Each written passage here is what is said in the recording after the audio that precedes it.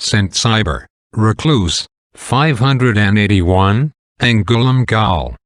Eparchus, commonly called Cybar, quitted the world in spite of his parents, who would hinder him to follow his vocation.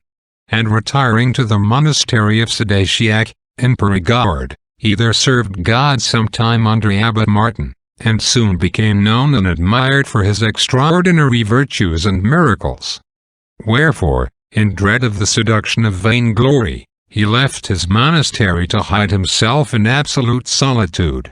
It was near Angouleme, with the bishop of Périgord and his abbot's leave, he shut himself up in a cell. But his virtues were too striking for concealment, and the bishop of Angouleme obliged him to accept the priesthood.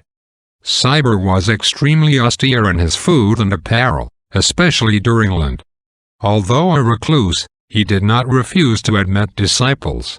But he would not allow them manual labor, as, after his own example, he willed they should be constantly occupied in prayer. When any of them would complain for want of necessaries, he would tell them, with Saint Jerome, that faith never feared hunger.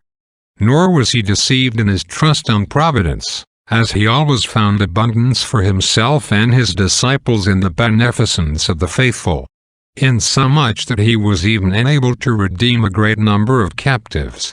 He died on the 1st of July, 581, having lived about 40 years in his cell. His relics were kept in the abbey church of his name until 1568, when they were burnt by the Huguenots. Amen. Benedicat vos omnipotens Deus, Pater, et Filius, et Spiritus Sanctus. Amen.